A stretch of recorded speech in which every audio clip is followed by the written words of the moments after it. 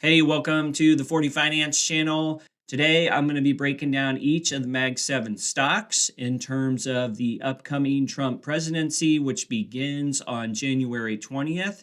And the goal here is simple, just to project some winners and losers as some of these expected policies come into play, potentially as early as, the next couple weeks. As always, I'll be using Seeking Alpha Premium for a lot of my data points. If you are interested in learning more about Seeking Alpha, please check out the link in the description, potentially support my channel as well. You also get a nice discount on the front end and a 7-day free trial. Let's kick things off with Apple, who, in my opinion, probably has the most to lose in a trade war scenario. And there's a couple points in this article from CMS Wire that I think summarizes everything. Apple is the US tech company most interlinked with China. 20% of its revenue and manufacturing capabilities are based in the country. Apple avoided meaningful damage from Trump's tariffs during his earlier term, thanks to exceptions and exclusions for products like iPhone, MacBook, Apple Watch. So that's super important that there were loopholes in the last term for Trump that allowed some of these Apple products to make their way in and out of the tariff maze. With that, though, they still have transitions that could be severe, according to Warwick McKibben, who's an economics professor.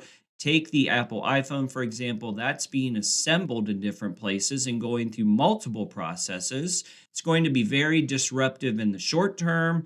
In a long term, it's going to mean higher costs. Now, as we know, higher costs for a company really just means higher costs for the customer. At the end of the day, Apple is obviously a premium product, so how much higher can their costs be before they start losing market share in other places? Now, from a China perspective, you have another elephant in the room, and that is iPhone sales inside of China are a big driver for Apple. What happens if there's some sort of reverse tariff situation there that could potentially hurt Apple sales in China? That, to me, might be the shakiest bridge in all of this. And then, of course, something that we're going to see in all these companies is the semiconductor supply and pricing policies. U.S. relies on Taiwan for semiconductors, and it's already planning to double its 25% tariff on semiconductors to 50%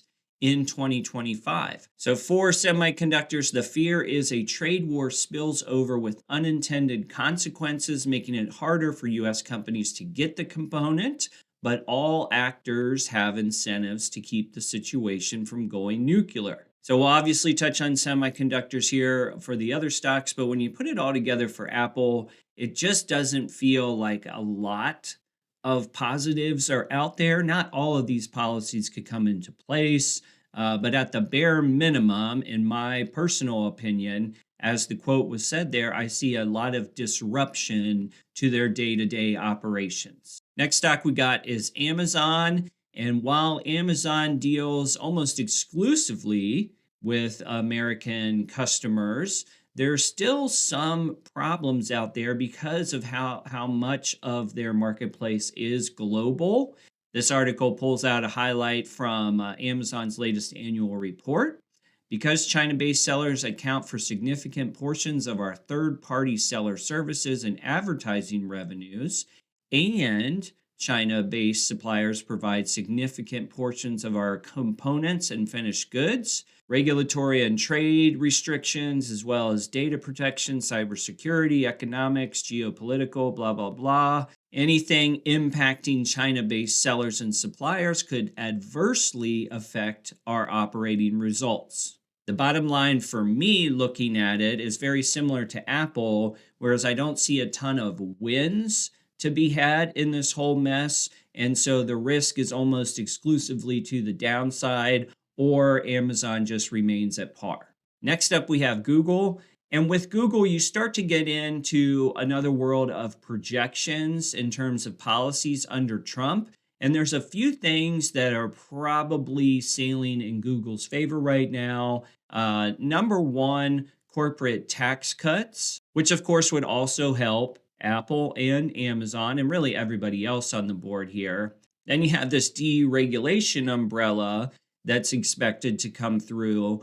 And with that, Google's under a lot of pressure for their monopoly status. That would also help with Waymo and the self-driving robo-taxis, if you will, if there was less regulation in those areas. And then the general use of AI when it comes to policies and restrictions, those are all expected to ease a little bit under a Trump presidency. And then as an icing on the cake for Google, you throw in a company that really doesn't have much China exposure. Google was kicked out of China years ago, so they don't necessarily have to worry about that market. So looking ahead, the biggest thing is going to be for Google, this monopolistic pressure that they're facing. And at least according to this article on Reuters, they say Trump is expected to continue cases against big tech, several of which began in his term. But his recent skepticism about a potential Google breakup highlights the power he will hold over how those cases are run. And there's supposedly a quote here. If you do that, are you going to destroy the company? What you can do without breaking it up is make sure it is more fair, he said at an event in Chicago in October. Okay, so bottom line to me, I'm calling a Trump presidency, bare minimum par, if not bullish for a stock like Google. Next up, what about Microsoft? And I think Microsoft kind of aligns with Google. Now, Microsoft has an AI component, but they don't necessarily have a self-driving component. And when you think about Microsoft and Trump, it's been a little quiet. So this article here, as for Microsoft, Trump hasn't said much about the company, and his tariff talk does not mean much for the company's business, unlike Apple.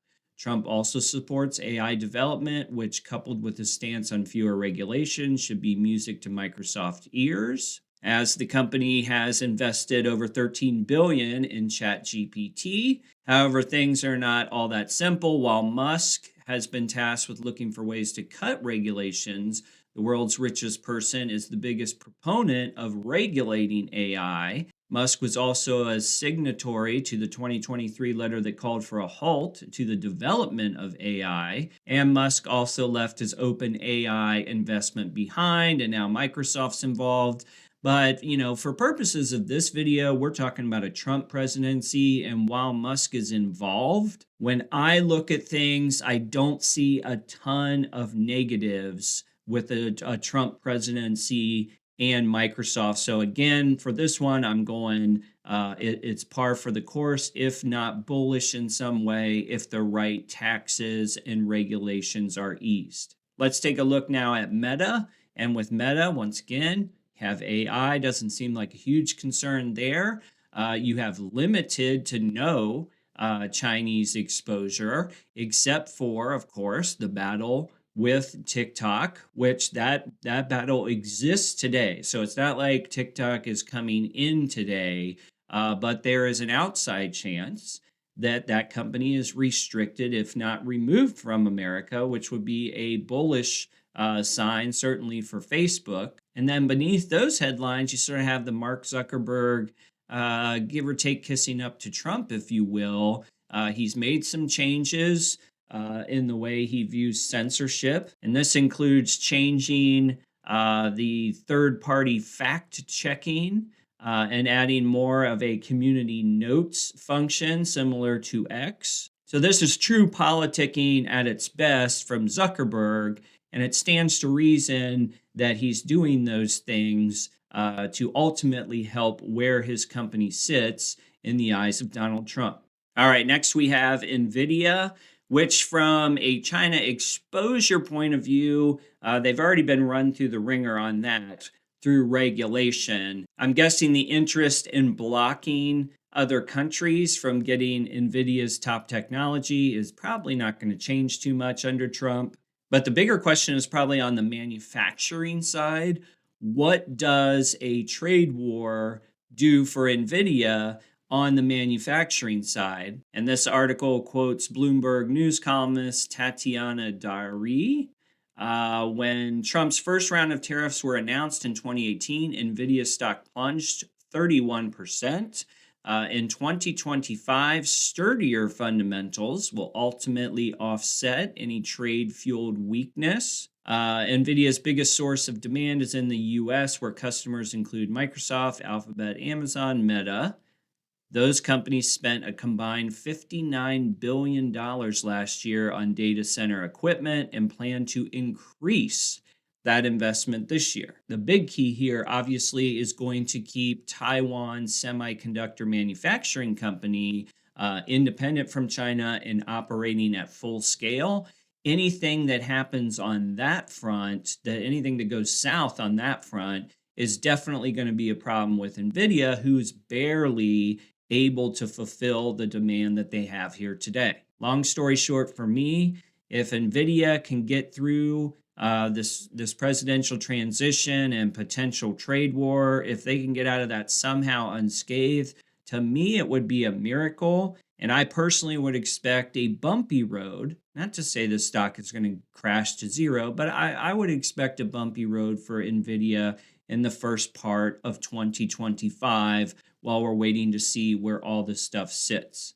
All right, next up we have Tesla. And on the surface, of course, Tesla would look to be in grave danger just because they sell so many cars in China. But then, of course, you have the fact that Elon Musk has basically become a Trump partner and will actually serve some roles during the Trump presidency. So with that, can Tesla be granted maybe the same exemptions that Apple would get in order to keep everybody happy while on the surface, having tariffs in place for political purposes? Now, if that doesn't go smoothly, and this article from Business Insider, Tesla could see 40% of its profits evaporate under Trump. Here's what could happen in a negative environment. JP Morgan estimated that Trump's proposed cuts to EV subsidies could cost Tesla $3.2 billion. And even beyond China, you have the fact that Trump is not likely to support a lot of the electric car mandates and regulations that have been in place. And ironically, someone like Musk, who is asking for less regulation, JP Morgan estimates that Trump's proposed cuts to EV subsidies could cost Tesla $3.2 billion. And to expand on that, the bank's analysts estimated that based on Trump's proposals to remove EV tax credits and subsidies, about 40% of Tesla's profits would be in danger. Now, Musk has insisted that removing EV subsidies would benefit Tesla, but Brinkman disagreed. He estimated that Tesla has the most to lose from shifting regulations under Trump, costing it about $3.2 billion. Now, from where I sit, I would say Tesla sales in China would be a significant concern right now. It wouldn't surprise me if he got an exception or an exemption. But then also the EV tax credit stuff, I don't think that's going to be a net positive for Tesla. On the other hand, we talked about the robo-taxi self-driving vehicles earlier, and that could obviously be a huge win for Tesla, especially if somehow, some way, Musk gets involved on who can do what on that front. Obviously, Tesla in the future is banking on a huge amount of money coming from robo-taxis. All right, now to summarize, Nvidia, I think things are slightly bearish based on disruption at the bare minimum. Tesla, we just talked about. I think you're going slightly bearish there. Same thing with Apple. Amazon, I'm going to say probably falls par to slightly bearish just on pure disruption.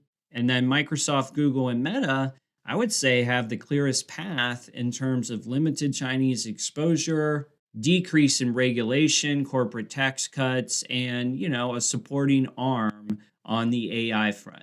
All right, if you got a second, throw a like on this video. Check out that special offer for Seeking Alpha Premium down below. And let me know which of the Mag 7 stocks you think will succeed the most under Trump's upcoming presidency. Hope everybody's doing well. We'll see you on the next video.